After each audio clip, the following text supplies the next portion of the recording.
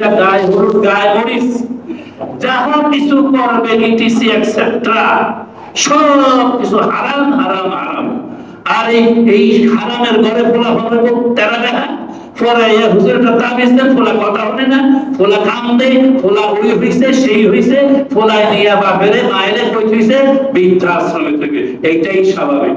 এই প্রশ্ন অবান্তর প্রশ্ন, এটা আমরা সবাই জানি, সবাই বুঝি। কয়টা জিনিস শরীয়তের বিধান বিয়ের মধ্যে? চারটা। ইজাব, কবুল, জানমহর, সাক্ষী।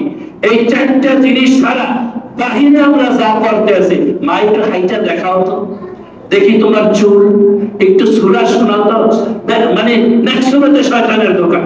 এতগুলি মানুষের মধ্যে সুরা শোনাই আও তাও না, মহিলারা না, বাড়ি বড় পুরুষ বাবাই যাই মানে দুলাভাই তো মুখ দিয়েই বইয়ে গেছে। কারণ বইনের জামাইরা কুটি গালে, শালা গো বা শালি গো বিয়া হলে এই সময় বেশি কুটি গালে, কারণ পাওয়ার বাইরে আছে, কারণ জিগাইল না, কারণ আনলো না, কারণ আনলো না, এই সমস্ত। এরপরে যে মসজিদের মধ্যে ছবি তোলা, আয় হায়, আংটি পরে দিতে আছে, শ্বশুরের বিয়া কবুল হয়ে গেছে, আংটি পরে দিতে আছে, স্নাপ নাও, চেইন পরে দিতে আছে, স্নাপ নাও।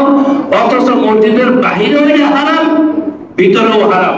আল্লাহ তাআলা কিয়ামতের ময়দানে বিচারের আগে জাহান্নাম থেকে একটা গর্দান বাইর করবে। বাইর করিয়া হাদিসের মধ্যে আসছে, বনের মধ্যে চাল ছড়াইয়ে দিলে, দানা ছড়াইয়ে দিলে মুরগি যেমন টোকাইয়া টোকাইয়া খায় না, কিছুক্ষণ পরে যায় একটা দানাও পাইবেন না, কিন্তু আপনি খুঁজে বের করতে পারবেন।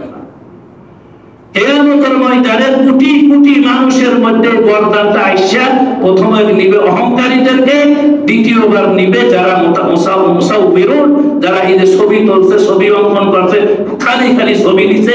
সরকার আইন করছে, এটা জবাব সরকার দিবে।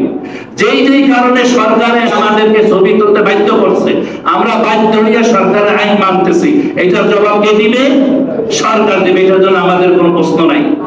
এমনে যাইয়া ওহেনে যাইয়া, হানিমনে যাইয়া, ওহেনে যাইয়া, নদীর পাড়ে যাইয়া, এমনে সামনে বহুত ভাবে আমরা নেই, এগুলোর জন্য কঠিন জবাব ওই টোকায় টোকায় দিবে। হাদিসের মধ্যে আসছে, কোন পুরুষকে কোন স্বর্ণের জিনিস যে উপহার দিল, সেজন্য জাহান্নামের আগুনের একটা কয়লা উপহার দিল। কথা বুঝে আসছে? সৌদি আরবের স্বর্ণের খনি, কোন সৌদির গলায় একটা চেইন দেখছেন, হাতে একটা আংটি দেখছেন?